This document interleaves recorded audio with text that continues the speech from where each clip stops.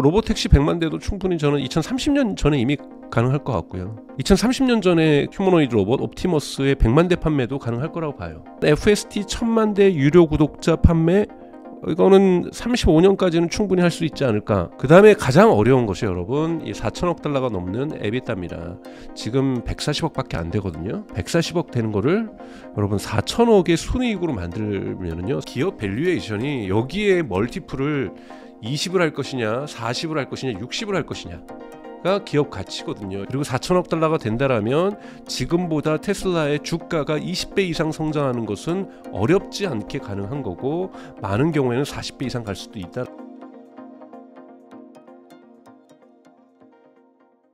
안녕하세요. 오늘 인터뷰 진행을 맡은 김혜연입니다.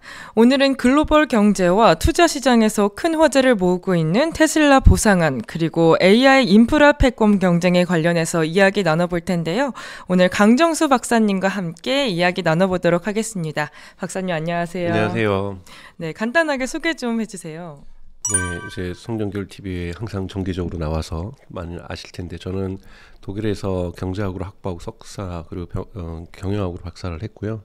한국에 와서도 다양한 일들을 했고, 공무원으로도 일을 했고, 지금은 블루닷 AI라고 해서 AI 관련 스타트업 창업해서 같이 일을 하고 있습니다. 네. 반갑습니다.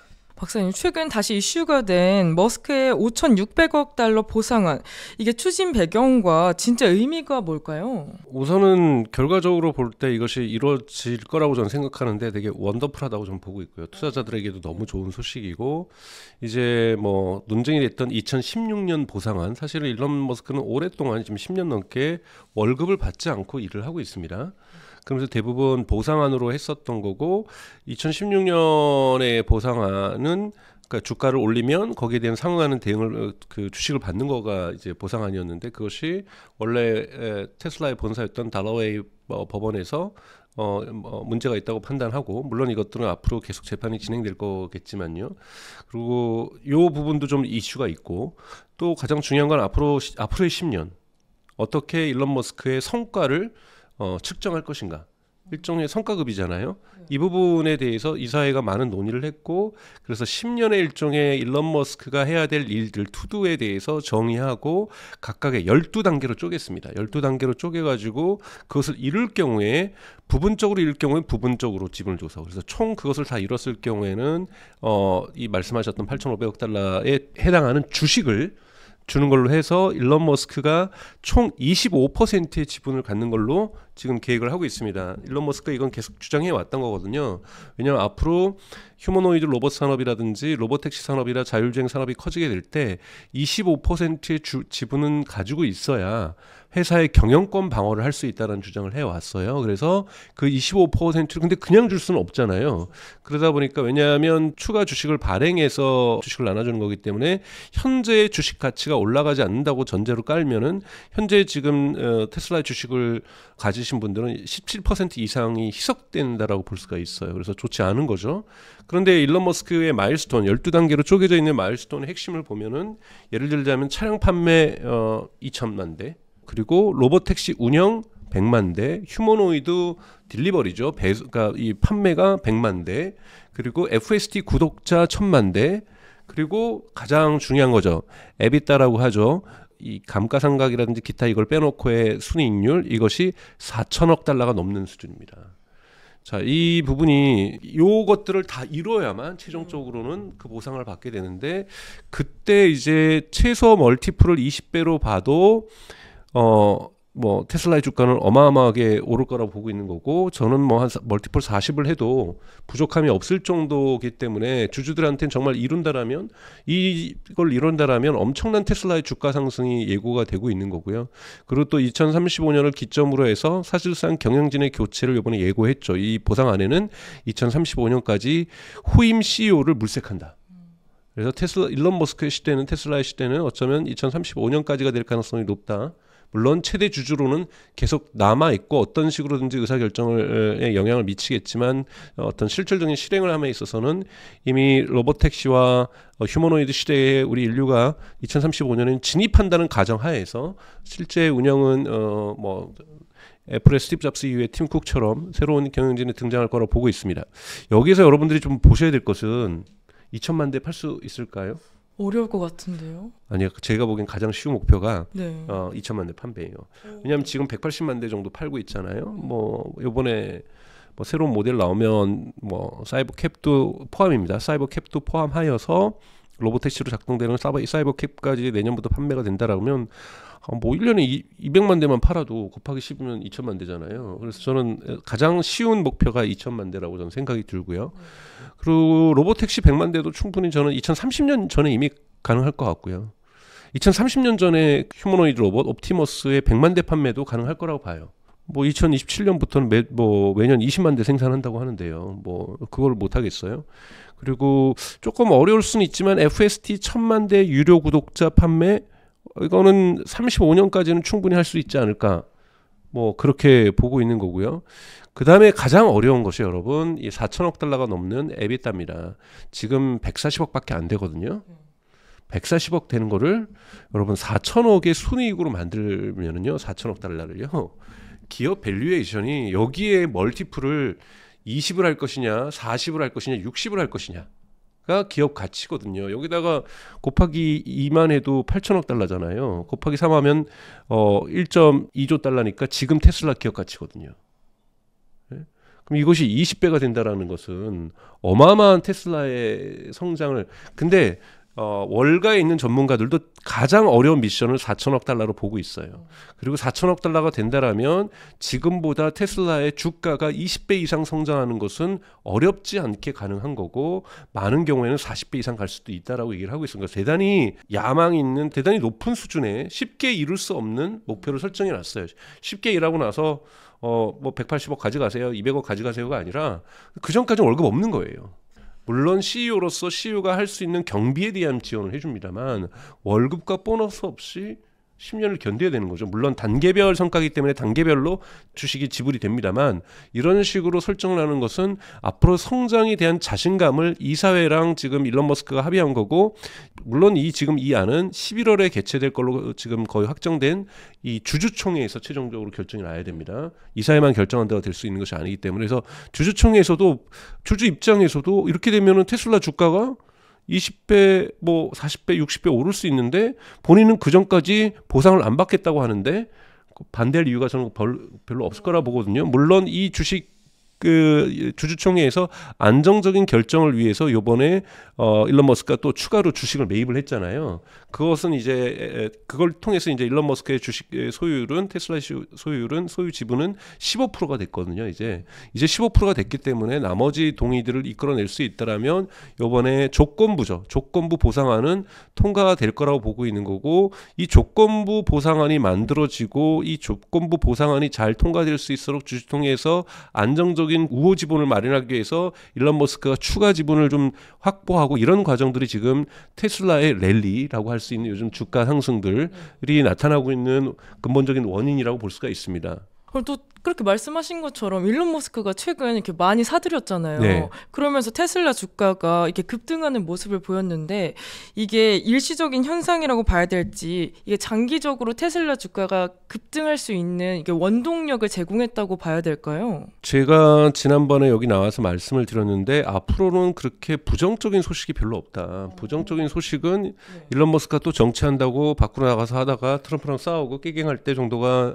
그거고 저는 사실은 2035년까지 테슬라의 가장 위협적인 거는 일론 머스크가 암살당할 가능성은 저는 있다고 봐요.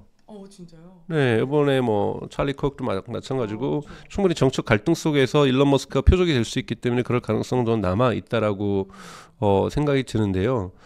그 정도로 미국 정치가 불안한 상황인 거고 테슬라 일론 머스크가 충분히 정책 개입을 또 한 번 시도할 수가 있는 거기 때문에 이것이 가장 큰 리스크라고 저는 생각이 들어요. 그거 외에는 어려웠던 터널이 저는 거의 끝나가고 있다라고 저는 생각이 들거든요.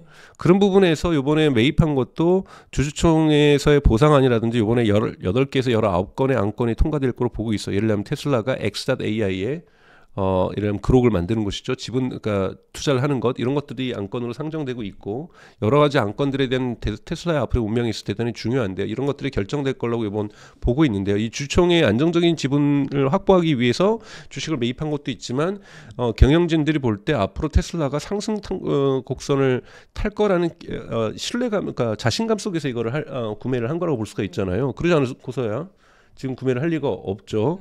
그런 부분들에서 긍정적인 신호라고 분명히 볼 수가 있고요. 지금 긍정적인 소식들만 나열해 보면 우선은 미국에서 이번 3분기 자동차 딜리버리 매출이 좋을 거라고 다들 예고를 하고 있죠. 왜냐하면 9월 말에 보조금이 끝나다 보니까 사람들이 10월, 11월, 12월에 살려고 했던 사람들도 미리 땡겨 사다 보니 많이 팔리게 되고 있어서 3분기 실적은 좋을 거다. 그럼 4분기 실적 미리 땡겼었으니까 4분기는 최악이겠네. 지금 그래서 4분기에 판매가 될 저가형 모델 Y가 지금 시판될 거로 예고되고 있잖아요. 이건 시장이 긍정적인 반응을 보일 거라고 보고 있어요. 그리고 중국에서 지금 빠른 속도로 모델 Y가 지난 분기 수준으로 치고 올라오고 있다라는 부분들, 이런 부분도 좋은 소식인 게 없고요. 유럽은 좋지 않지만 유럽에서의 좋지 않은 만큼을 다른 나라에서 메꾸고 있기 때문에 베를린 기가 팩토리도 생산량을 증대했다라는 소식들. 그래서 차량 부분도 뭐 작년을 뛰어넘고 재작년을 뛰어넘는 수준은 아니겠지만 최악의 1분기와 2분기는 턴어라운드를 했다라고 좀 볼 수가 있습니다. 그리고 또 하나 에너지 부분도 지금 대단히 좋죠. 원래 지금 캘리포니아 로스롭에 있는 지금 메가 팩토리, 즉 메가팩을 만드는 곳에서 지금 상하이에도 메가팩 공장을 증설했었는데 또 이번에 최근에 결정한 것은 물론 생산되려면 1년 정도는 걸릴 거라고 봅니다만 텍사스에도 메가팩 공장을 짓기로 했거든요. 그러니까 즉 ESS 산업이라고 할 수 있는 메가팩의 수요가 폭발적으로 증가하고 있다. 이거는 전통적으로도 메가팩의 수요는 증가할 거라고 예측하면서 시작을 한 거지만 AI 붐이 일면서 AI 데이터 센터에는 ESS가 대부분 들어가야 되고 여기에 메가팩이 많이 판매되기 시작하면서 즉 재생에너지가 아닌 심지어는 화석 연료로 작동되고 있는 AI 데이터 센터에도 ESS가 필요로 하게 되면서 예상하지 못했던 ESS의 시장이 커지고 있는 것, 여기에서 테슬라가 주도권을 잡고 있는 것. 그래서 에너지 부분에서의 어떠한 성장이 지금 트럼프 행정부가 그 BBB 법을 통과시키면서 사라지게 했던 이러한 탄소 배출권에 대한 수익, 이거 부분을 상쇄할 수준 정도로까지 에너지 부분이 거의 만들어지고 있다라는 것. 그리고 로보택시 같은 경우에도 지금 애리조나까지도 지금 허가가 날 가능성이 높게 된 것들, 네바다에도 지금 진출하면서 계속해서 서비스 지역을 산호세 지역에서 오스틴 지역에서 네바다, 애리조나로 확장하고 있다는 부분도 대단히 또 긍정적인 요소가 되고 있는 거고요. 또 많은 기대를 가지고 있는 옵티머스의 3세대가 아마 12월이나 늦어도 1월 정도에는 공개되지 않을 거라고 보고 있는데 이 3세대가 가질 수 있는 현재의 그 많은 기대치는 지금 현존하는 모든 휴머노이드하고 압도적인 격차를 보일 그러한 모습으로 옵티머스의 3세대가 예고되고 있고 이 3세대는 대량 생산을 조금씩 시작하는 램프업 구간으로는 바로 들어가지는 않겠지만 이런 부분을 내년도에서부터 시작한다. 즉 테슬라에겐 되게 좋은 소식들만이 그리고 또 9월 달에는 FSD 버전 14 버전이 나온다라는 것. 보통 버전이 12, 13, 14 갈 때 대단히 많은 점프업을 하잖아요. 그러니까 그런 부분에서 FSD 14에 대한 기대감도 높다는 부분에서 앞으로 9월, 10월, 11월, 12월 테슬라의 이 주가 성장은 대단히 좋을 거라고 보고 있습니다. 그럼 지금 시점에서 약간 테슬라의 적정 주가 어느 정도라고 생각을 하실까요? 그건 여러분들이 이 영상을 보시면서 확인하는 그날의 주가가 네. 적정 주가를 아직 도달하지 못한 주가일 거라고 보고 있습니다. 지금이 434달러 네. 정도가 되더라고요. 네. 근데 한 목표를 500달러까지 대부분 네. 이렇게 세워뒀던데 목표 500달러까지 그럼 충분히 약간 하반기까지 도달할 수 있다고 보실까요? 물론 정확하게 분석하면 지금도 펀다멘탈에 의해서 436달러까지 간 것이 아니고 펀다멘탈에 의해서 더 성장하는 것이 아니라 기대치입니다. 이러한 기대치는 작년 11월에도 나왔었죠.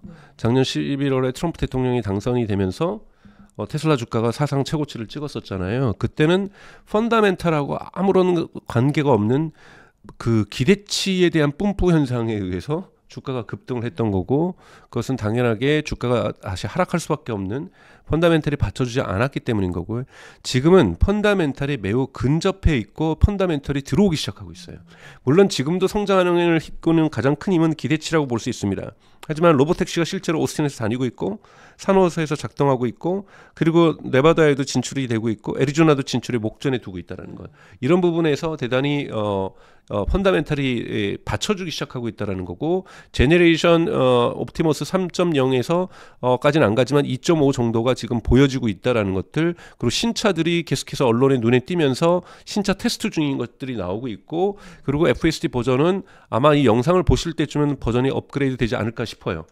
그래서 그러한 부분에서 펀더멘털이 그냥 흔히 말하는 영어로 어라운드 더 코너, 그러니까 즉 이 골목길 코너만 돌면은 빠밤 있을 것 같은. 그래서 저는 골목길 코너를 돌기 직전이라는 것. 여러분들이 쉽게 얘기해서 우회전하면은 보실 텐데 우회전하기 직전에 있다. 그렇기 때문에 펀더멘털과 기대치가 매우 시간적으로 가까이 있기 때문에 저는 대단히 정당한 밸류에이션이라고 저는 보고 있는 거고요. 그렇기 때문에 $500 가는 건 저는 어려운 일도 아니라고 생각하고 있습니다. 네. 제가 이렇게 주가 얘기한 적이 자신감 있게 얘기한 적이 거의 없어요. 사실은 역사적으로 제가 여기 성정길 TV에서 작년 11월에 $400가 나오면 넘어섰을 때 제가 저는 주식을 팔아야 된다 이런 얘기를 했다가 제가 원래 주가 얘기 안 하는데 댓글에 강정수는 주가 얘기 좀 하지 마세요. 그냥 테슬라의 펀더멘털이나 대해서 얘기하세요 하면서 제가 그날 이후로 엄청난 욕을 먹었거든요. 그래서 저는 가족들한테 연락 와서 팔아라라고 얘기를 했어요. 그런데 이제 한참 지난 다음에 최근에 많은 분들이 그때 제 말이 맞았다. 그래서 제가 뭐 저는 주식 전문가가 아닙니다. 주가를 분석하는 건 아니고요. 근데 다만 작년 11월에 느꼈던 것은 펀더멘털하고 너무 기업 가치나 주가가 괴리되어 있고 멀리 트럼프 당선되고 행정부도 아직 시작도 안 했고 행정부에서 뭘 할지도 모르는 상황에서 주가가 그렇게 치솟는 것 이건 완전히 심리적인 요인일 수밖에 없는 거고 받쳐주지 않는다라면 이건 내려갈 수밖에 없는 거였다고 저는 생각이 들었는데 이번에는 좀 다르다고 저는 생각이 들어요.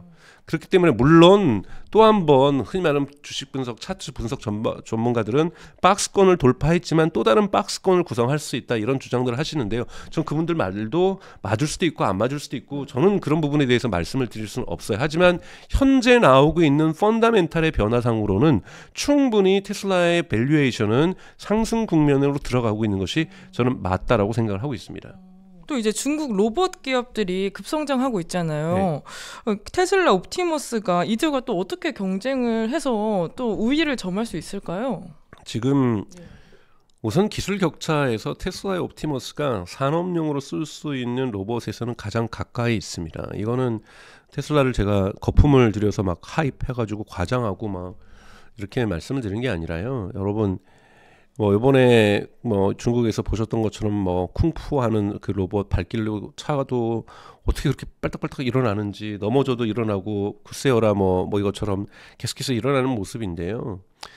또는 뭐 건틀하는 모습들도 있고요. 또는 보스턴 다이나믹스처럼 손가락 3개로 물건을 막 빠른 속도로 나르고 여러분 그거는 우리가 궁극적으로 추구하는 휴머노이드 로봇의 모습이 저는 아니라고 봐요. 그것은 기술력, 중심을 얼마나 잘 잡는가를 보여주기 위한 데몬스트레이션이죠. 근데 필요해요. 그 정도를 해야 국민들도 박수 쳐주면서 우리 세금으로 국가가 여길 지원해 준 거에 대해서 정당할 수 있거든요. 우리도 맨날 드론쇼 하고 그러잖아요. 네, 드론쇼 한다고 해서 실제로 전장에서 그 드론이 힘을 발휘한다든지 이런 건 아니거든요. 그렇기 때문에 이런 건 다 쇼잉일 가깝고 근데 쇼잉도 적절하게 필요하다라는 부분에서 중국이 대단히 빠른 속도로 쫓아오고 있는 건 맞습니다. 우선 AI에 대해서 엄청나게 투자를 해왔고 중국 정부가 2023년입니다. 여러분. 휴머노이드 로봇 산업을 국가전략산업으로 선정한 이후에 지금 막대한 돈들을 지원을 해주고 있고요. 그리고 중국 같은 경우에는 액추에이터, 즉 안에 들어가는 모터를 만드는 기업들이 대부분 중국에 있죠. 이러한 액추에이터 산업의 어떠한 발전이라든지 배터리 산업의 발전이라든지 로봇에 들어가는 부품 산업의 발전들 파이낸셜 타임즈도 얘기했지만 심지어는 미국에 있는 피규어라든지 옵티머스 같은 경우에도 많은 부품을 절대적으로 피규어는 무려 80%가 중국산입니다. 그러니까 부품들은 그러니까 의존도가 대단히 높다라는 부분에서 중국이 이런 것들을 자신들의 생태계를 밸류체인들을 잘 조직하면서 로봇 산업을 쫓아오고 있지만 두 가지가 다 좋아야 되잖아요. 하나는 하드웨어와 하나는 소프트웨어, 즉 AI가 대단히 좋아야 되는데요. 이것을 통합적으로 지금 테슬라는 구현을 하고 있는 거고, 이거를 통합적으로 구현하고 있는 것이 미국의 피규어 AI라고 볼 수가 있는 거고요. 그리고 뭐 앱트로닉이라든지 아마존에서 투자하고 있는 것은 물론 통합적으로 투자하고 있지만 그것은 집게손을 갖고 있는 로봇을 해서 흔히 말하는 창고에서 풀필먼트에서만 웨어하우스에만 쓸 수 있는 대단히 특수 로봇이라는 거기 때문에 범용적인 이 휴머노이드 로봇이라고 볼 수가 없는 거고요. 그렇기 때문에 범용적인 휴머노이드로 가는 뭐 지금 뭐 덴마크에도 있고 사실은 한국에도 있고 뭐 일본에도 있고 전 세계적으로 휴머노이드 로봇은 대단히 지금 경쟁적으로 나서고 있고 성장하고 있습니다만 한국에는 여러분 아시는 것처럼 보스턴 다이나믹스가 있고요. 근접해서 공장에서 전선줄을 놓고 정말 지금까지는 한 번도 로봇 기계화가 안 됐던 로봇팔에 의해서 작동되지 않았던 이 작업을 인간만이 할 수 있었던 작업들을 로봇이 할 수 있는 작업에는 옵티머스가 가장 저는 근접해 있다고 보고 있습니다. 그럼 말씀하신 약간 범용 AI 가장 가깝고 가장 쓸 수 있는 게 지금 옵티머스가 1위라고 보면 될까요? 그럼요. FSD에 우선 기초를 하고 있고요. 자동차도 하나의 로봇이라고 보고 있기 때문에 FSD에 기초를 하고 있고 또 하나는 피지컬 AI 부분들도 테슬라가 많이 발전해 있고 또 테슬라가 밝히고 있는 것처럼 올해 내 목표 아마 올해는 이루기 어려울지 모릅니다만 우선 여러분 자동차는 주행 데이터가 많습니다. 여러분 전 세계에 있는 테슬라 차량에서 주행 데이터를 모으고 있잖아요. 그러니까 데이터를 모으기 어려우니까 이 엔비디아에서 피지컬 AI 파운데이션 로봇 파운데이션 모델 이런 걸 얘기하면서 시뮬레이션으로 연습을 시키는 거잖아요. 시뮬레이션으로 연습을 하더라도 실제 데이터가 이만큼 있어야 시뮬레이션으로 100배 띄울 수 있고 1000배 띄울 수 있고 100만 배 띄울 수 있는 거거든요.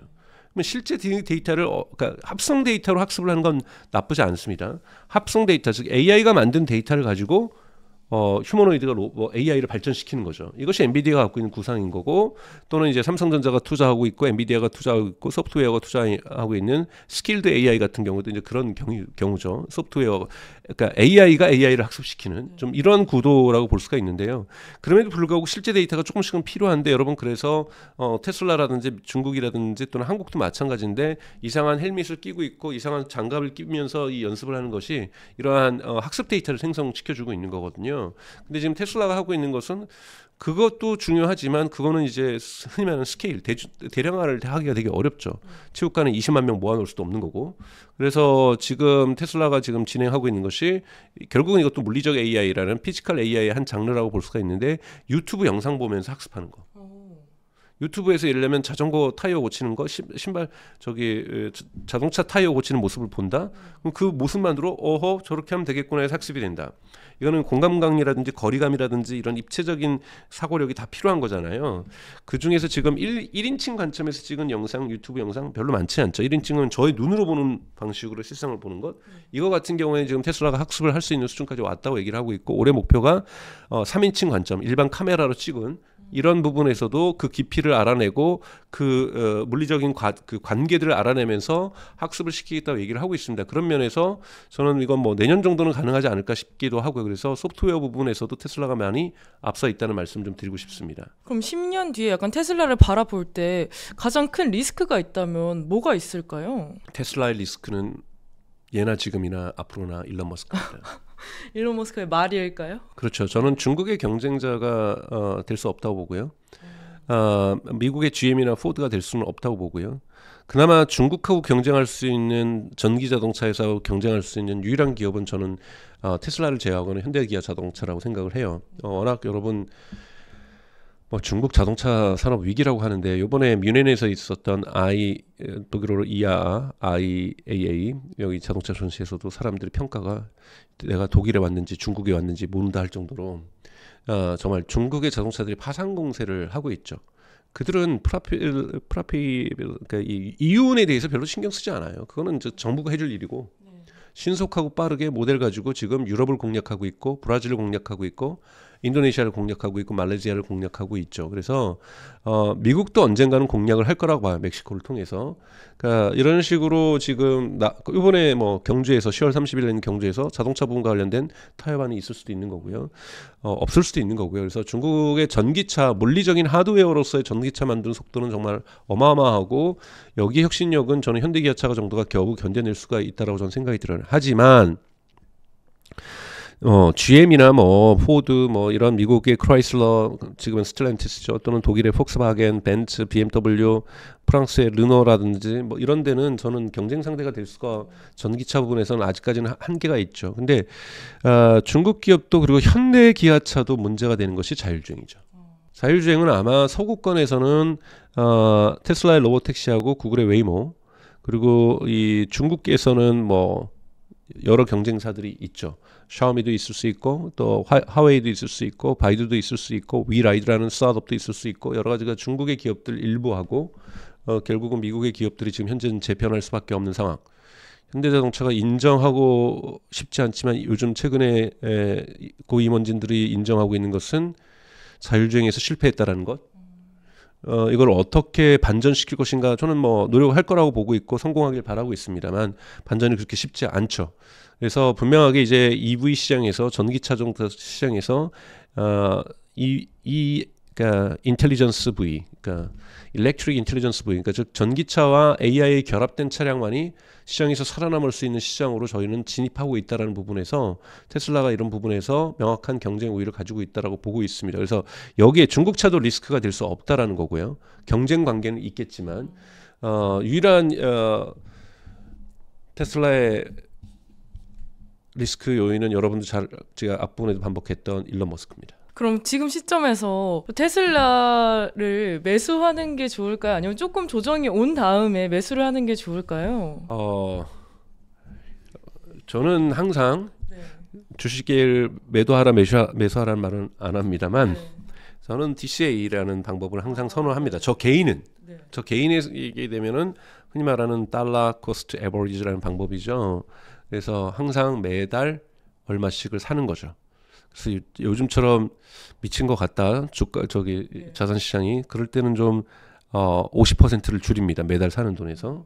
그리고 조정이 막 오는 것 같고 막 주가가 떨어진다 그러면은 150%로 삽니다. 저는 기준을 항상 100을 정해놓고 50을 사느냐 또는 100을 사느냐 150을 사느냐에 되는 거지 제가 좌판을 깔 수 있는 것도 아니고 저는 차트 보면서 드디어 터질 거다. 드디어 폭락할 이거를 저는 할 수 있는 능력이 없습니다. 그래서 장기 투자를 하는 스타일이기 때문에 장기 투자하는 항목에는 뭐 샀다 팔았다 뭐 팔았다 샀다 이런 걸 하지 않는 것이 좋죠. 물론 하면 좋습니다. 능력이 되시는 분들은. 저는 그렇게 하시는 분들을 비판하진 않아요. 주가가 떨어질 것 같다 그러면 지금 차익 실현을 하고 떨어지면 좀 더 사고 그러면 주식이 더 늘어날 거 아니에요. 그래서 다들 그렇게 하시는 거려고 하는데 그것에 자신이 없는 저 같은 사람은 안 합니다. 저는 팔지 않거든요. 그래서 지금까지 저는 테슬라 주식을 한 번도 판 적이 없어요. 지난 3년 동안. 그래서 판 적이 없기 때문에 꾸준히 저축하듯이 이렇게 쌓아 올리려고 있는 거거든요. 그래서 방법이 다 다르다고 저는 생각해요. 저희 방법이 옳은 것은 아니에요. 하지만 장기 투자를 생각하시고 DCA, 즉 달러 코스트 에버리지라고 해서 매달 동일한 돈을 지만 이 시장의 국면에 따라서 조금 더 많이 할 수도 있고 조금 더 적게 할 수 있는 이 방법을 택할 수도 있고 여러분들도 차트도 잘 보시고 감각이 좋으신 분들은 사고 팔았다 파걸고 샀다 이걸 하는 거 뭐 나쁘지 않습니다. 그래서 본인의 어떠한 투자 철학에 의해서 투자 습관에 의해서 테슬라를 바라보시면 될 것 같다. 하지만 테슬라의 주가는 계속 오를 수 있다라고 저는 생각하고 있습니다. 네, 최근 또 오픈 AI가 오라클과 손을 잡았는데요. 그 손을 잡은 이유가 뭘까요? 우선 여러분들이 이제 AI에서 두 가지를 구별하셔야 됩니다. 하나는 학습이 있고 하나는 추론이 있습니다. 학습은 프리트레인드 또는 포스트 트레인드라고 해서 우리가 여러분들이 쓰시는 AI 모델 뭐 GPT-5라든지 제미나이 2.5라든지 클로드라든지 이런 것들을 사전에 학습하고 또 사후 학습도 합니다. 강화 학습이라는 과정을 통해서요. 이것을 할 때 쓰는 GPU가 필요합니다. 막대한 GPU가 필요하죠. 여기에 뭐 스케일링 로가 있다고 해서 더욱더 많은 데이터와 더욱더 많은 이 컴퓨팅 파워를 즉 엔비디아의 GPU를 갖다 주면 얘가 점점 성능이 좋아질 거다. 근데 항상 여러분 이런 스케일링 로는 관찰이지 법칙은 자연 법칙은 아니죠. 그래서 이런 것들도 대부분 S커브를 그려요. 처음에는 천천히 가다가 특히 GPT-3에서 GPT-5로 갈 때 4로 갈 때 3에서 4로 갈 때 엄청나게 성능이 좋아지죠. 그래서 사람들이 그럼 4에서 5 갈 때도 이렇게 좋아질 거라고 생각했는데 이렇게 좋아진 거죠. 네. 이런 것이 전형적인 S커브죠. S커브는 끝나는 게 아니죠. 또 S커브 국면을 가다가 그 다음번에 5.5가 나오는데도 조금 좋아질 거예요. 근데 6이 나올 때는 확 좋아질 수도 있고 또는 6에서 7로 갈 때 확 좋아질 수 있거든요. 항상 AI를 바라보실 때는 2030년 되면은 지금도 이렇게 매년 좋아지는데 얼마나 더 좋아질까? 이런 관점으로 보셔야 됩니다. 이 과정에서 학습과 사전학습, 트레이닝과 사후학습, 포스트 트레이닝 부분에서 엄청난 GPU가 필요로 합니다. 그런데 지금까지 많은 투자가 안 됐던 부분이 뭐가 있냐면 추론 시장이에요. 사람들이 질문할 때마다 대답해주는. 자, 이것도 엔비디아의 GPU로 당연히 할 수가 있고요. 여기에 NPU라고 해서 이 추론 전문 칩들, 한국에 대표적으로는 퓨리오사가 있겠고 레벨리온이 있겠죠. 이런 기업들이 있는 거고 또는 여기에다가 커스터마이징 AI 칩을 일 수가 있습니다. 이것을 만드는 데가 브로드컴인 거고요. 그래서 이번에 오픈 AI 브로드컴하고도 1,000억 달러의 계약을 했죠.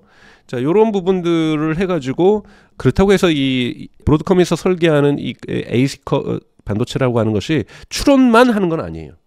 NPU라는 건 추론만 하는 거지만 이거는 학습도 하고 추론도 하는데 좀 조정을 할 수 있는 거죠. 아마 오픈 AI는 아마 추론을 더욱더 많이 하는 거를 부탁을 하게 될 거라고 보고 있어요. 자, 이 추론 시장이 커지면서 데이터 센터의 니즈가 생각보다 빨리 확장성을 요구하게 된 겁니다.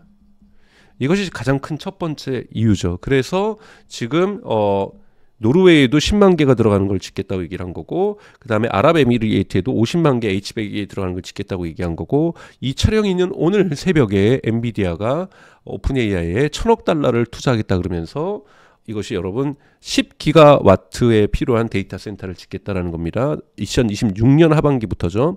자, 10기가와트시면요. 기가와트시가 아니라 기가와트죠. 이 정도면 어느 정도의 데이터 센터의 크기냐? 원자력 발전소 10개가 필요합니다. 아마 메타가 짓고 있는 것이 맨하탄 크기고 여의도의 7배인데 아마 여의도의 8배에서 10배 정도의 데이터 센터의 크기예요. 이 부분은 주로 물론 여러 가지 학습도 하는 데이터 센터로 쓰지만 추론으로 쓰일 거죠. 왜냐 여러분 오픈 AI 이용자가 올해 2월 달에 2025년 2월 달에 4억 명이었는데 무료 이용자가 올해 8월에 8억 명이 됐습니다. 코파일럿을 뺀 겁니다, 여러분. 그리고 올해 말까지 10억을 넘을 거라고 보고 있어요. 그리고 내년에는 20억이 될 거라고 보고 있어요. 그러면 정말 엄청난 사람들이 질문을 할 거 아니에요. 이것을 감당할 수 있는 데이터 센터를 정말 빠른 속도로 지어야 됩니다. 이런 부분에서 마이크로소프트의 성장 속도만을 기다릴 수 없다 보니까 이번에 오라클하고 계약을 한 거죠. 오라클하고는 여러분 2027년부터 시작하는 확장인데 준 가계약을 한 거예요. 여기에 무려 4천억 달러를 투자해서 데이터 센터를 짓기로 했다라는 것. 이게 사실은 스타게이트의 프로젝트 중에 하나죠. 그러니까 이런 부분에서도 성장이 있는 거고, 이번에 엔비디아랑은 또 마찬가지로 1,000억 달러를 엔비디아가 투자를 하는 거잖아요. 이런 식으로 지금 전 세계적으로 즉 대중성을 확보한 AI 서비스들이 정말 파족지세로 데이터 센터를 확장하고 있다라는 거죠. 그리고 거기에서 오라클이라든지 각종 사실은 다른 기업들도 수혜를 보고 있다라는 겁니다. 근데 그러면은 오픈 AI가 여러 가지 많잖아요. 마이크로소프트도 있고 구글도 있는데 오라클과 손잡은 약간 이유가 뭘까요? 사실은 지분 투자로서는 마이크로소프트가 있는 거고 여기에 이번에 7% 정도지만 엔비디아가 들어온 거고요. 오라클에다는 계약을 준 거죠. 더 만들려고. 왜냐면은 지금 구글하고 마이크로소프트 여러분 메타 마이크로소프트, 아마존, 구글이 2024년에 2천억 달러 정도 썼고요. 그리고 올해 3천억 달러를 넘게 쓰고 내년에 더 씁니다. 여기도 자기네들 고객을 위한 데이터 센터 증설하기도 바빠요. 그러니 오라클에게 이거는 미리미리 준비해서 당신네들이 짓자라고 얘기를 한 거고 여기도 계속해서 설비 투자를 하고 있는 거니까요. 그리고 브로드컴에다 추가적으로 좀 만들자고 얘기를 한 거고 지금 엔비디아가 나온 GPU 쓰기도 어렵고 그러니까 쓰고 있다라는 거예요. 그리고 오픈 AI 같은 경우 이번에 엔비디아하고 계약한 거에 따르면 루빈이라고 하는 블랙엘 다음 버전으로 나오는 이 루빈을 쓰는 첫 번째 고객이 될 가능성이 높다라는 거예요. 그러니까 이러한 부분에서 지금 다방면으로 협력 관계를 모색하고 있는 이유는 도저히 한 기업만으로는 필요한 그 데이터 센터와 필요한 AI 칩을 구할 수가 없기 때문인 겁니다. 그만큼 수요가 예상했던 것보다 폭발적으로 늘어나고 있다는 거죠. 근데 오라클이 어떻게 보면 후발주자잖아요. 네. 그럼 오라클이 약간 다른 기업들과 비교해서 전략적으로 약간 차별점, 강점이 있다면 어떤 게 있습니다. 있을까요? 오라클은 여러분도 아시는 것처럼 데이터베이스에서 정말로 강력한 강점을 가지고 있죠. 그래서 지금도 클라우드로 못 가고 있는 병원들, 전력 회사들, 뭐 이러한 좀 은행권들 이런 부분들은 지금도 오라클을 쓰고 있거든요. 근데 오라클이 천천히 대단히 늦게 지금 클라우드 사업자 중에서 5위 사업자입니다. 세계는 미국이죠. 아마존이 1위고 그 다음에 아마존 웹서비스 두 번째가 마이크로소프트 애저고 세 번째가 구글 클라우드고 네 번째가 알리바바 클라우드고 다섯 번째가 겨우 오라클이죠. 오라클은 특히 미국에 있는 이 틱톡 서비스를 오라클에서 작동시키게 하면서 클라우드 산업이 본격적으로 커졌고 또 오라클이 AI에게 투자하기 시작하면서 지금 AI 시장도 커지는 거죠. 그러니까 기저 효과도 있어요. 4위 업체가 아니죠. 5위 업체가 이제 본격적인 계약을 받기 시작하면서 성장한다고 하니까 지금까지 저평가되어 왔다라고 생각했던 오라클의 주가가 정상적인 수준으로 올라가고 있다라고 보는 것이 저는 더 적절한 표현이라고 저는 생각이 듭니다. 그리고 앞으로도 올 수가 있는 것이 뭐냐면 이 데이터베이스에 대한 오라클에 대한 신뢰도가 높기 때문에 지금까지 클라우드로 잘 들어오지 않았던 병원이라든지 은행권이라든지 전력회사라든지 오라클의 주 고객들이 과거 전통 고객들이 이 오라클의 클라우드로 들어올 가능성이 있고 그랬을 경우 온프레미스로 쓰고 있었던 데이터베이스가 대단히 안정적으로 들어올 수 있다는 장점이 있고요. 두 번째는 AI에서 대단히 중요한 것은 벡터 데이터베이스라는 겁니다. 이 벡터 데이터베이스도 오라클이 항상 얘기하는 것은 우리는 데이터베이스의 넘버원이다. 그렇기 때문에 AI에 필요한 벡터 데이터화도 우리가 잘 서비스화할 수 있다. 이런 이야기들을 하면서 자신들의 전통의 장점들을 지금 AI 시대에도 잘 살리고 있는 것이 오라클이라고 볼 수가 있습니다. 그럼 오라클이 이렇게 조금씩 커지면은 기존에 있던 아마존이나 구글 같은 클라우드 강자들이 시장 점유율이 조금씩 변화하는 모습을 보일까요? 시장 점유율은 변화하겠죠. 엔비디아의 시장 점유율도 하락하게 될 거고 테슬라의 시장 점유율은 벌써부터 하락하기 시작하고 있죠. 근데 이거를 나쁘게 보지 않는 이유는 시장 사이즈가 커지고 있기 때문이죠. 그러니까 시장 사이즈가 가만히 있으면서 점유율이 변하는 것과 시장 사이즈가 축소되면서 점유율이 변하는 것과 시장 사이즈가 폭발적으로 증가하면서 점유율이 조금씩 낮아지는 것은 완전히 다른 얘기입니다. 지금은 마지막 이 케이스인 거죠. 근데 이렇게 많은 클라우드 경쟁이 심화되면은 가격 경쟁으로도 이어질 수 있을까요? 그렇죠. 가격 경쟁률이 흔히 말해서 이윤율을 저하시키겠죠. 그래서 엔비디아에게도 많은 사람들이 얘기하는 것이 저렇게 높은 고수익 60%가 넘는 하드웨어 팔아가지고 60% 넘는 거 제가 항상 농담으로 얘기하지만 봉이 김선달도 대동강물 팔면서는 그렇게 이윤을 못 남겼을 거다라고 얘기를 하는 것 정도로 정말 높은 이윤율이지만 관점에 따라서는 80%까지도 가죠. 이 부분들이 점진적으로 축소할 가능성은 있습니다. 왜냐하면 또 여기다가 루빈이라든지 이런 식으로 계속해서 신규 AI 칩에 대한 투자도 계속 있어야 되기 때문에 신규 투자들까지 고려한다라면 이것도 비용에 대한 부담이니까요. 이윤율은 하락할 경향성이 있겠죠. 그리고 경쟁 업체들이 가격 공격을 나온다라면 이윤율은 떨어질 가능성은 있습니다만 전체적으로 볼 때 이 엔비디아의 해자라고 할 수 있는 이 방어력 대단히 강력하죠. 특히 쿠다라고 하는 해자를 강력하게 갖고 있기 때문에 다른 쪽으로 쉽게 빠져나가지 못하는 이런 부분들이 있습니다. 하지만 중국의 지정학적 위협들, 아직도 중국에서의 시장들이 한번 닫혔다가 다시 열리지 않고 있는 상황들, 이런 거 작년 기준으로 보면 18%의 전체 매출을 차지했던 중국이 날아가고 있다는 부분들은 엔비디아에게는 좀 리스크 요인이라고 볼 수 있고요. 또는 하웨이에서 AI 칩을 만들어서 공격한다. 이건 어느 정도 해볼 수 있어요. 경쟁자로 AMD라고 생각하면 되는 거니까요. 근데 이제 알리바바가 이번에 만든 칩 같은 경우에는 이 엔비디아 칩하고 호환성이 좋습니다. 쿠다에서도 작동한다 그래요. 보도에 따르면. 그렇기 때문에 어떤 부분은 예를 들면 80%는 엔비디아 칩을 채우고 20%는 알리바바 칩을 채울 수도 있는 거죠. 그러니까 이런 식의 믹스가 가능해지기 때문에 이런 것은 위협이 될 수가 있을 거예요. 그래서 엔비디아는 위협 받을 겁니다. 위협 받을 거고요. 그리고 지금과 같은 놀라운 매 분기마다 그냥 폭발적인 성장률은 못하겠죠. 하지만 꾸준히 정체되는 것이 아니라 계속 성장할 것이라는 것은 AI 경제가 우리가 1막에서 12막으로 친다면 지금 2막 정도 끝나는 것 수준이에요. 그렇기 때문에 AI 부분들은 계속해서 확장될 거기 때문에 경제 사이즈가 저는 엔비디아도 계속해서 성장하는 기업이 될 거라고 보고 있습니다. 또 그리고 최근에 오라클도 주가가 급등했잖아요. 그러면서 세계 부자 순위도 막 변하기도 했는데 이게 오라클의 주가 급등이 일시적인 현상일지 아니면 지속적인 현상이라고 기대해봐도 될까요? 내일 또 오라클의 주가가 30% 오른다 이런 일은 없을 거예요. 네. 이거는 너무 충격적이었거든요. 사람들이 생각을 했던 거예요. 오라클도 오르겠지. 오라클도 AI에서 장사 잘할 거야. 클라우드 장사 잘할 거야라는 것은 스타게이 발표할 때부터 이미 나왔던 거예요. 스타게이 발표하고 4월 조정 구간 거치면서 그냥 사람들이 열심히 안 맞는데 사실은 일부에서는 오라클에 대해서 많이 집중하면서 매수를 하고 있었어요. 그런데 이제 제가 비유를 드는 거는 갑자기 가족 모임을 하는 거예요. 할머니, 할아버지는 휠체어에 타고 계시고 나이가 많으셔서 손주, 손녀들이 모여가지고 블랙핑크의 점프라는 노래를 틀면서 춤을 추고 있는데 갑자기 할머니, 할아버지도 휠체어에서 일어나시더니 같이 춤을 춰버린 거예요. 사람들이 얼마나 충격이 빠졌겠어요. 그러니까 주가가 30%가 올라간 거죠. 그 다음부터는 춤을 계속 추기 때문에 더 놀라지는 않기 때문에 주가가 매출 기반으로 해서 성장을 하겠지만 이렇게 30%씩 뛰고 이러지는 않을 거라고 저는 보고 있습니다.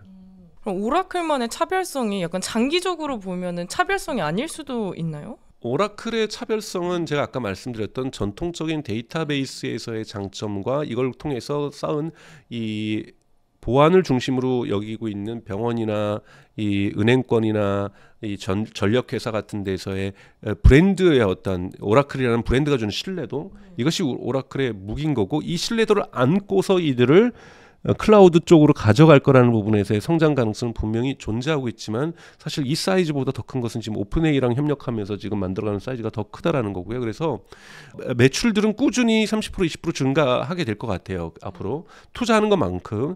근데 이제 이윤율이 얼마나 받쳐줄지는 투자라는 건 항상 시장을 확대시키기 위해서 자기 투자가 필요한 거고 이것은 이윤율을 하락을 압박을 줄 수가 있는 거거든요. 이걸 시장이 어떻게 평가할지는 좀 더 지켜봐야 된다. 이번에도 주가가 올랐던 것은 가이던스가 너무나도 좋았기 때문인 거죠. 흔히 말하는 RPO라는 개념을 만들어내면서 아직까지 남아있는 가계약들 이것이 4,550억 달러였잖아요. 어마어마한 거죠. 말도 안 되는 수치예요. 그래서 이런 것들이 앞으로 재무제표에 하나씩 차곡차곡 들어오게 된다는 거죠. 그럼 이것이 지금 선반영 됐을 수도 있는 거고 지금 랠리 분위기에서 더 갈 수도 있는 거고요. 그래서 오라클의 주가가 어떻게 간다는 건 제 영역은 좀 아니지만 전반적으로 AI 산업은 좋다라고 말씀드릴 수 있습니다. 그럼 박사님은 이제 앞으로 계속 원래 지금은 엔비디아가 조금 주권을 잡고 있잖아요. 그럼 엔비디아가 계속 우위에 있는 상태로 지속될까요? 아니면 네, 그렇죠. 왜냐하면 엔비디아가 지금 오픈AI하고 엔비디아가 지금 AI 경제에서 중심축입니다. 이 중심축이 무너지면 여러분 거품 터지는 거예요. 엔비디아가 꼬꾸러진다? 또는 오픈AI가 상장되어 있지 않지만 고객을 잃어가고 돈을 못 벌어가지고 더 이상 투자하는 사람들도 없고 문 닫는다? 그래서 구글이 이쪽 판을 정리한다? 그럴 수도 있어요. 그러면요 여러분 버블 터집니다. 이번에 무디스도 비판했잖아요. 오픈AI한테 너네 무슨 돈이 있어서 니네 저기 400억 달러 올해 3월 달에 투자받은 거 다 썼다 그러는데 올해도 적자라면서 3천억 달러는 어디 사서 오라클에 돈 쓰겠다라는 거고 1,000억 달러는 어디서 나가지고 브로드컴에다 주문을 하겠다는 것이냐. 이런 얘기를 하고 있는 거거든요. 결국은 오픈AI가 성장해야 투자자들이 그런 4천억 달러를 토탈 투자해줘야 그중에 이제 1,000억 달러는 네이버 엔비디아가 해주기로 했죠. 근데 엔비디아는 자기 목적성 데이터베이스를 짓는 거기 때문에 사실은 이건 별도로 해야 되는 거예요. 앞으로 오픈AI가 최소 4천억 달러 어디서 투자 받아야 돼요. 그러려면 지금 밸류에이션 이렇게 따져보면은 우리 1조 달러, 2조 달러 가겠다고 해야 투자해 줄 거 아니야. 거기는 제가 보기엔 상장할 때부터 2조 달러 갈 수도 있어요, 여러분. 오픈AI는. 그래야 의미가 있는 거잖아요. 그러니까 이것이 과연 성공할까 실패할 수도 있어요. 이러면 AI 버블 터지는 겁니다, 여러분. 제가 보기에는 그렇게 될 때 엔비디아 주가 반토막 날 거예요. 버블이 터지는 거니까요. 물론 다시 회복할 수 있겠지만. 그렇기 때문에 지금 그래서 사람들이 떨리면서 투자하는 거죠. 그래서 지금에서 엔비디아가 이 어떠한 이 힘을 잃어간다? 저는 그건 상상할 수 없는 일입니다. 그러갈 수도 있어요. 제가 뭐 주식 전문가는 아니니까. 근데 시장 현재로서는 그럴 가능성은 좀 신호는 약하다고 보고 있고 만약 그것이 현실화가 된다라면 AI 버블 경제가 터지는 겁니다. 또 최근에 삼성전자도 이제 자체 AI 칩 클라우드 전략에 되게 뛰어들고 있다고 들었어요. 이게 한국 기업들이 글로벌 AI 인프라 경쟁에 들어갈 여지가 조금 많이 남아 있을까요? 별로 없다고 보고 있어요. 뭐 그러니까 우선은 삼성전자는 파운더리 잘해야 되고요. 파운더리 이제 텍사스에 짓고 있는 공장에서 테슬라하고 애플을 고객으로 삼았고 열심히 잘 해야 되고요. 가장 중요한 것은 삼성에서 물론 다른 무엇보다도 HBM이죠. HBM 뭐 3E라든지 또는 뭐 3E가 지나갔다고 치면은 HBM4에서 양산 체계를 갖추는 것이 대단히 중요하고요. 퀄리티 통과뿐만이 아니라 왜냐하면 SK 하이닉스는 이미 양산 체계를 갖추기 시작했잖아요. 양산 체계를 갖춰야 되고 HBM4 같은 경우에도 시즌 1이 있고 시즌 2가 있습니다. 8 GPS per second로 그 핀당 할 수 있는 것이 지금의 표준화라면 SK 하이닉스 같은 경우는 벌써 10, 그러니까 10 기가바이트 퍼 세컨드 지금 핀마다 이 속도를 준비를 하고 있잖아요. 그러니까 이런 부분도 맞춰야 되고 이것이 만들어져야 루빈에 또 들어갈 수 있어요. 근데 내년 하반기부터 엔비디아는 루빈으로 전환하려고 하고 있거든요. 그럼 루빈에 대한 준비도 해야 되는 거고 지금 삼성전자는 클라우드 해가지고 본인들이 클라우드 사업할 건 아닌 거고 뭐 클라우드 섹터에 투자할 수 있고 거기다 뭘 납품하고 싶지만 뭐 납품하겠어요? 그러니까 그러면 AI 클라우드가 아닌 거죠. AI 클라우드는 HBM이 있어야 돼요.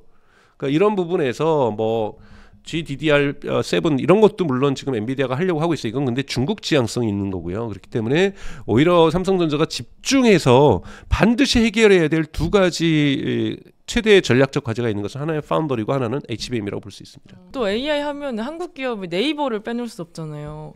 네이버도 조금 어려울까요? 알아서 하시겠죠. 네이버 전 잘 되기를 응원해요.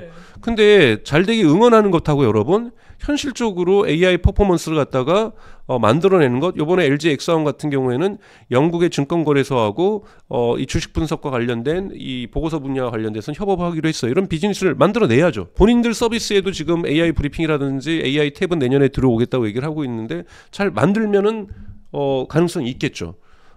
그런데 저는 그렇게 지금 벌써 챗GPT 사람들 검색 많이 하고 있고 뭐 내년부터는 아마 챗GPT도 그렇고 구글의 제미나이도 그렇고 커머스 시장을 흔들려고 할 거고 그럼 네이버 스토어도 공격받을 수가 있는 거고요. 그러니까 여러 가지의 기회 요소도 있지만 공격 요소도 분명히 위험 요소도 갖고 있는 것이 저는 네이버라고 생각하고 있습니다.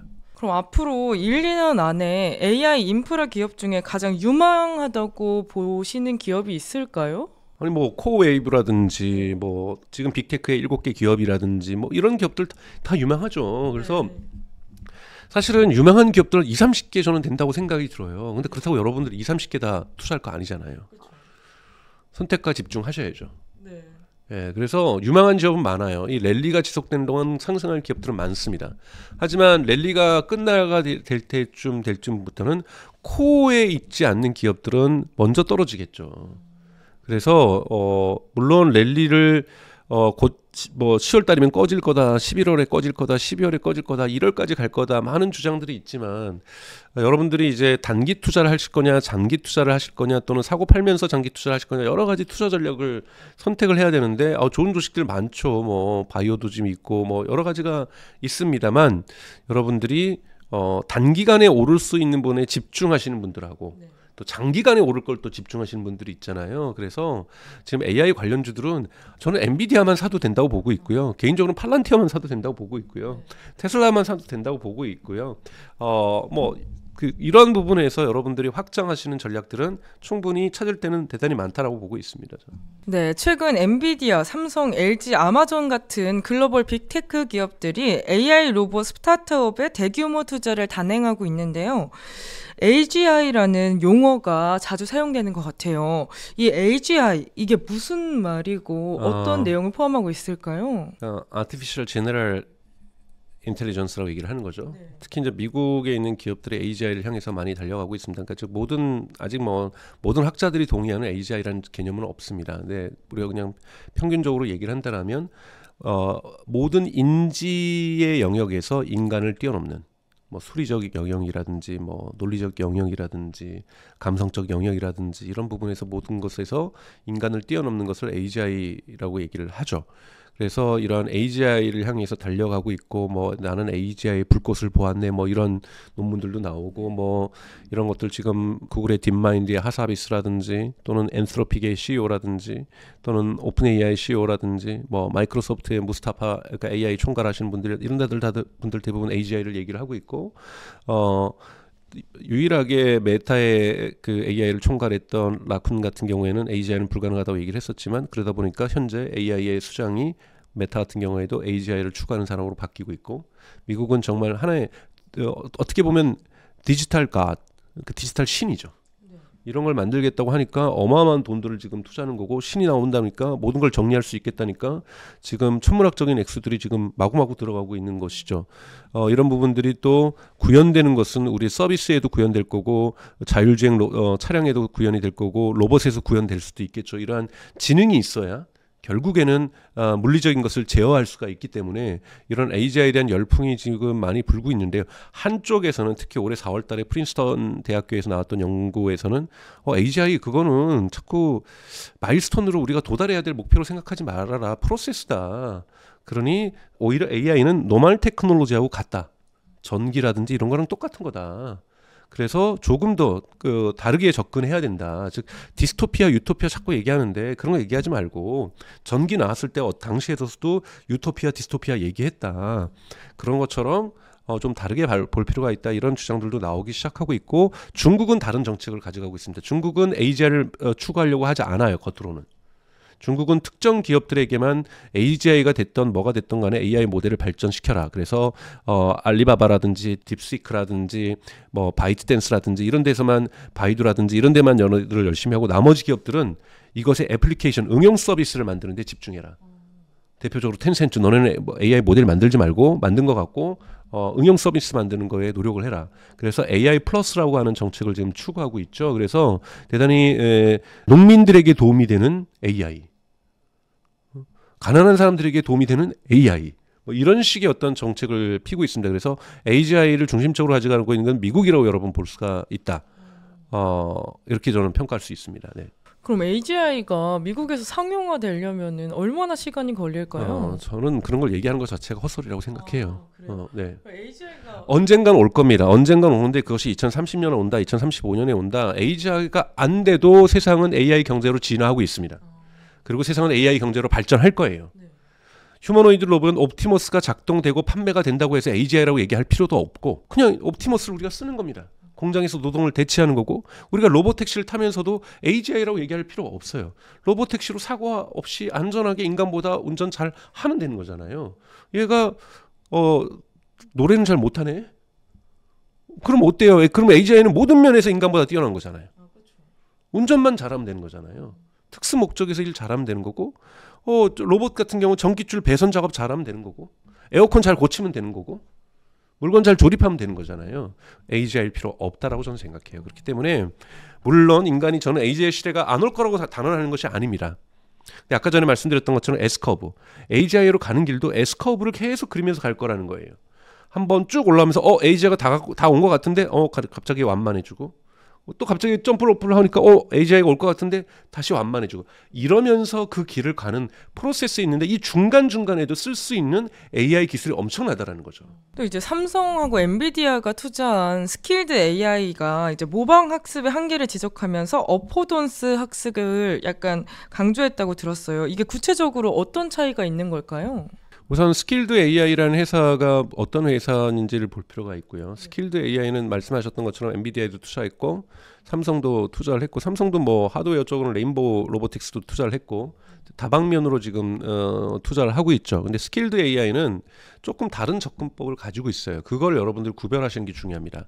지금까지 예를 들면은 가장 대표적인 테슬라의 옵티머스라든지 중국의 유니트리라든지 또는 뭐 미국의 다양한 기업들은 하드웨어와 인텔리전스를 지능을 두뇌를 공동으로 개발시키고 있어요. 뒤늦게 시작했던 우리 보스턴 다이나믹스는 하드웨어를 먼저 발전시켰지만 보스턴 다이나믹스도 지금 엔비디아랑 협력을 한다든지 해서 두뇌를 적극적으로 개발하고 있죠. 그런데 스킬드 AI라는 데는 우리는 육체에 관심 없고 하드웨어에 관심 없고 우리는 뇌 인텔리전스에만 관심이 있어. 그래서 범용 휴머노이드 로봇을 위한 범용 AI를 만들겠다. 어떤 AI에도 적용이 되는. 그러니까 여러분 아까 말씀드렸던 이러한 지금까지의 반응형 학습 AI의 특징은 뭐냐면 그 하드웨어에 딱 맞는 인텔리전스예요. 제가 손을 움직여도 지금 옵티머스의 손을 움직였을 때 정확하게 작동할 수 있는 AI라는 거죠. 그러니까 또는 유니트리를 또는 보스턴 다이나믹스의 손을 움직였을 때 팔을 움직였을 때 가장 적합한 두뇌를 만든다고 있는 것이 지금까지의 인텔리전스의 방법이라고 한다면 지금 방금 말씀하셨던 스킬드 AI 방식은 쉽게 얘기해서 저걸 갖다 놓으면은 즉 나의 하드웨어에 대한 반응형이 아니라 범용으로 어떠한 로봇에 갖다 오더라도 자기가 기본적인 것은 갖고 있으면서 이 로봇의 하드웨어에 제가 이제 다른 사람 몸에 들어간 거예요. 강정세 머리가 두뇌가 지능이 그러면 그 사람 몸에 삐그덕삐그덕 우리가 영화에서 하던 것이 오도독오도독 하면서 적응해서 여기에서도 움직일 수 있는 거잖아요. 그거 같은 AI를 지금 스킬드 AI가 개발하고 있고 발전시키고 있는 겁니다. 그럼 이렇게 AI 두뇌만 개발하는 기업이랑 이게 하드웨어 통합 기업 장기적으로 보면 누가 더 유리할까요? 그거는 저희가 뭐 전문가가 아니라서 AI 전문가가 아니라서 말씀을 드릴 수는 없습니다만 AI가 전문가가 와도 답할 수 없을 거라고 저는 보는데요.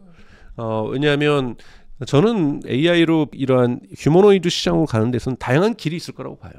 여러분 로보택시도 두 가지 길이 있잖아요. 하나는 테슬라처럼 비전 온리로 카메라만 가는 길이 있는 거고 하나는 웨이모처럼 정말 레이다 카메라 수십 대 뭐 이런 걸 막 하면서 가는 방법도 있는 거잖아요. 저는 두 가지 방법 다 어떤 방법은 틀렸어. 이 집 방법 많이 오라라고 주장하는 것은 과도한 교만이죠. 그런 것처럼 하드웨어와 인텔리전스를 통합시키면서 발전했던 전통적 방법이 틀렸다. 또는 이건 많이 맞다라고 주장하는 것은 우리가 미래의 기술에 대한 오만이라고 저는 생각이 들어요. 물론 뭐 많은 논쟁들이 있을 수는 있죠. 그것이 사실은 발전하는 과정 속에서 피할 수 없는 거고 어쩌면 우리가 환영해야 될 거죠. 논쟁은. 이 방법이 더 효과적일 수 있어요. 근데 어느 국면까지는 사실 스킬드 AI는 보여줄 필요가 있어요. 그래서 이 범용 AI를 지금 만들고 있으니까 이걸 갖다가 갑자기 옵티머스에 꽂았더니 또는 뭐 보스턴 다이내믹스에 꽂았더니 또는 삼성이 지금 다수 지분을 획득한 레인보우 로보틱스에서 개발하고 있는 R&D 차원에서 개발하고 있는 로보틱스에 꽂았더니 얘가 작동하더라. 그러면 뭔가 의미가 있는 거죠. 근데 하드웨어 업체들도 지금 를 중심으로 개발하고 있는데도 쉽지 않아요. 이번에 옵티머스가 왜 3.0 3세대가 생산이 2025년 하반기로 예고됐다가 2026년으로 연기가 됐습니까? 인텔리전스 문제가 아니에요. 손가락의 자유도도 아니에요. 자유도가 좋아졌어요. 유연해요. 유연하게 자유도가 손가락이 정말로 인간까지는 아니지만 자유도가 좋아졌는데 문제가 뭡니까? 유연해지다 보니까 얘가 무거운 걸 못 드는 거예요. 들면은 과열이 생겨가지고 오랫동안 일을 못하는 거죠. 또는 과열이 생겨서 고장이 나버리는 거죠. 인간은 정말 어떨 땐 힘 주면 내가 이렇게까지 들 수 있었어 해서 액기손가락으로도 무거운 거 드실 때 있으시잖아요. 그렇죠. 그게 정말 어렵습니다, 여러분. 그러면 내 몸은 움직이려고 하는데 머리에서 생각하는 뇌에서 생각하는 내 몸은 이렇게 여기까지 와야 되는데 내 몸이 여기밖에 안 올 때가 있잖아요. 여러분 막 아침에 자고 일어났더니 아플 때가 있잖아요. 내 마음은 저기가 있는데 내 몸은 여전히 침대에 누워 계실 때 있잖아요. 그거와 같을 수가 있기 때문에 스킬드 AI도 하나의 경로로서 우리가 테스트하는 것이지 이 방법만이 옳다라고 주장하는 것은 제가 보기엔 교만인 거고 합리적이지 않다라고 볼 수가 있는 거고 그저 한번 해볼 수 있는 방법이죠. 왜냐하면 범용으로 하다 보면 그 지능이 훨씬 더 진화할 수 있거든요. 왜냐하면 모든 것을 상황을 고려해야 되니까요. 팔 길이가 짧을 수도 있고 길 수도 있고 손가락이 3개일 수도 있고 5개일 수도 있고 그리고 이족 보행일 수도 있고 인간처럼 다른 동물처럼 사족 보행일 수도 있는 거고 여기 다 적용시키겠다는 것이 스킬드 AI의 목표잖아요. 그럼 그거만큼 훨씬 더 많은 연구를 하게 될 거고 더 많은 학습을 하게 될 거고 더 사후 학습을 하게 될 거고 이러면서 AI가 퀀텀 점프를 할 수가 있는 거거든요. 이런 부분에서 하나의 가능성으로 스킬드 AI가 보는 것이지 스킬드 AI 투자했으니 삼성전자 만세 엔비디아 만세 이거는 여러분 전혀 해서는 안 되는 태도라고 저는 생각합니다. 근데 스킬드 AI가 이제 시뮬레이션 환경에서 학습된 데이터를 실제 로봇에 적용하는 기술을 성공적으로 시연을 했다고 들었는데 이게 기술적으로도 이제 큰 의미를 갖고 있다고 보면 될까요? 있죠. 근데 엄청난 바리에이션을 줘야 되잖아요. 아까 말했던 팔 길이의 차이, 다리 길이의 차이, 몸통 크기의 차이 뭐 이런 부분에서 여러분 보세요. 자동차 한 대에 보통 배선, 전기줄이 3km 이상 들어갑니다. 물론 이제 테슬라 같은 경우는 사이버트럭에서 그걸 100m로 줄이긴 했었지만 자, 그 3km 작업은 자동화가 안 돼요. 자, 이것을 로봇이 해야 될 거 아니에요. 근데 옵티머스는 그거를 위해서 연습을 하고 있어요. 연습을 하고 있다고 치죠. 근데 스킬드 AI가 그걸 했는지 잘 모르겠어요. 그러니까 즉 이거를 테스트를 한 것이 정말로 인간 노동이 필요한 부분에서 한 건지 이 배선 작업을 진짜 그 좁은 공간에 머리를 집어여 가지고 한 건지 아니면 좁은 공간에 손만 들어가는 곳에서 들어가서 한 건지 권투하면서 그걸 보여준 건지 필요도 없는 계단 올라갔다 점프하고 막 이런 거 계단 올라가는 건 필요해요. 인간은 계단 올라다니잖아요. 근데 뭐 거기에서 뭐 갑자기 뒤돌아 덤블링하면서 얘가 내려왔다. 전혀 필요 없잖아요.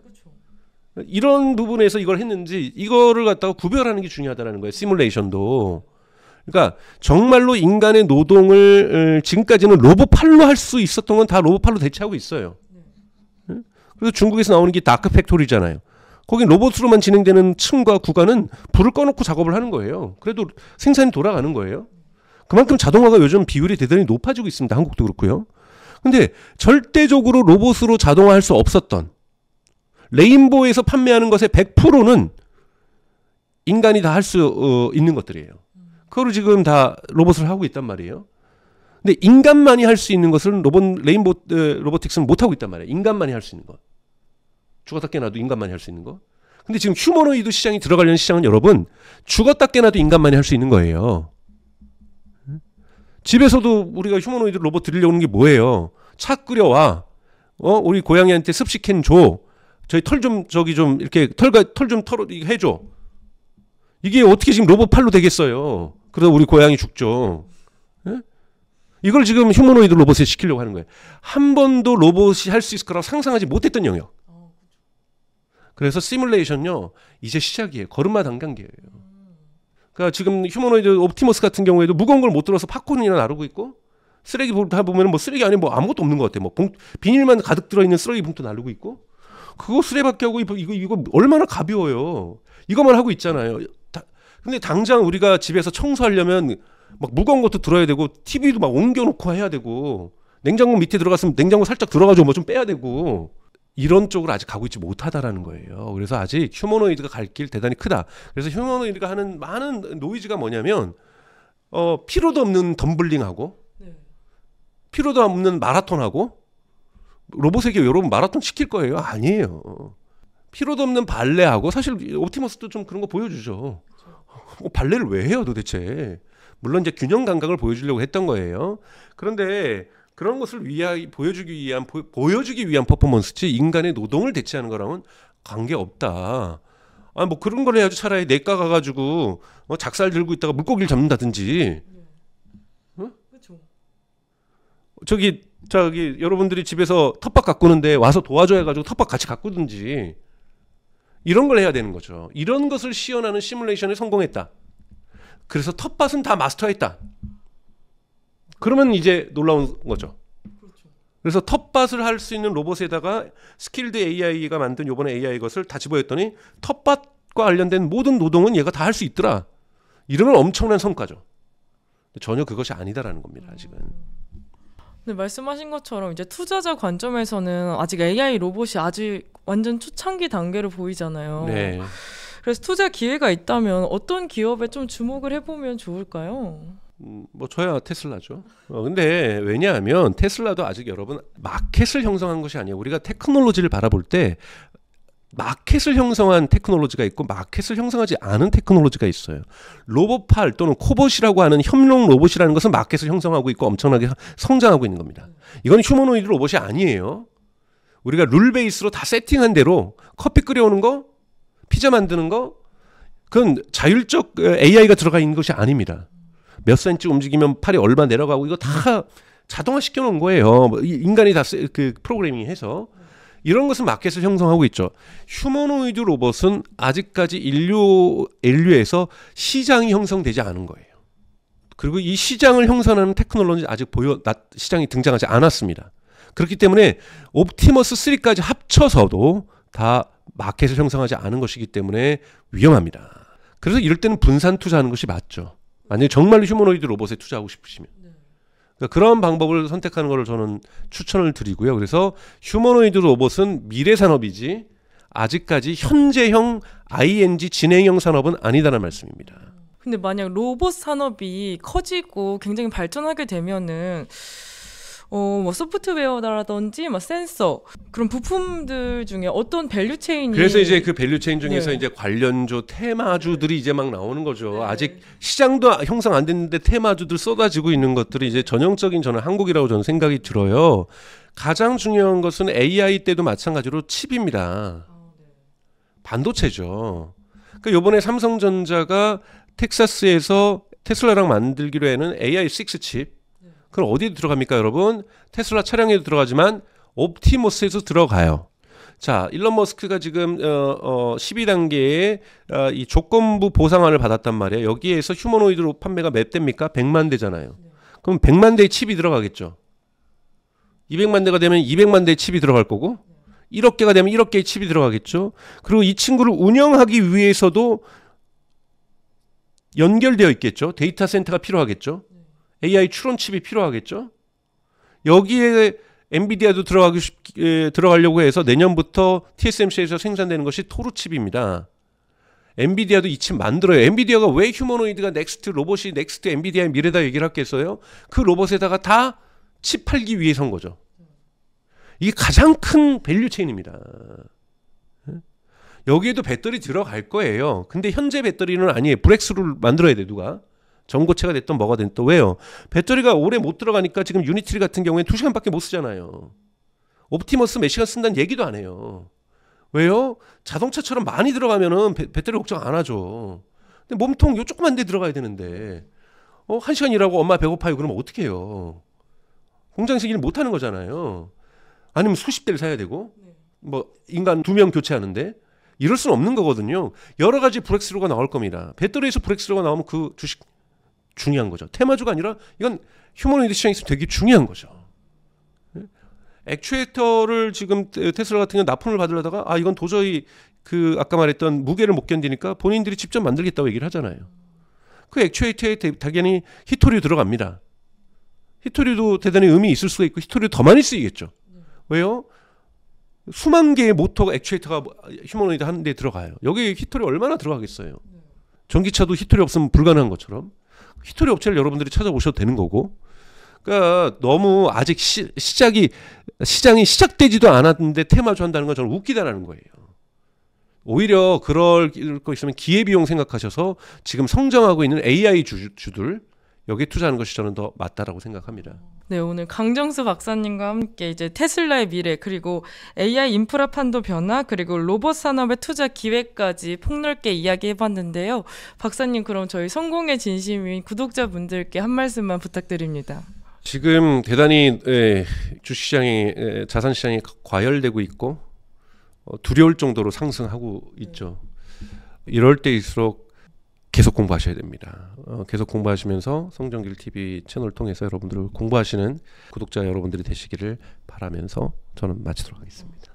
네, 박사님 귀한 말씀 감사합니다.